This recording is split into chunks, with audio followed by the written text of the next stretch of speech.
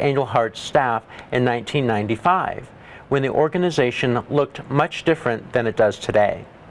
As the executive director, she is responsible for working with the board of directors and overseeing the staff, day-to-day operations, and long-term planning of the organization. John Emanuel is executive chef. John's career has taken him through the kitchens of Marriott Hotels, Roy's at Pebble Beach, the San Francisco 49er-owned Sports City Cafe, and the world-renowned Alaskan wilderness resort Glacier Bay Country Inn. John's most recent position was with the United States Antarctic Program as executive chef of the South Pole Station. I would like to welcome you both to Colorado Outspoken. Thanks Nicole. John, that's quite a resume. Thank you very much. What brought you to Project Angel Heart?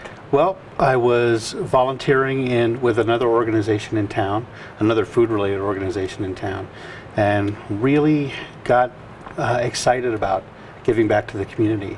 And when I saw that Project Angel Heart, which I had become familiar with through this other organization, was looking for an executive chef, I jumped at it. I said, it's time for me to quit vagabonding, quit traveling, settle down a little bit, and Project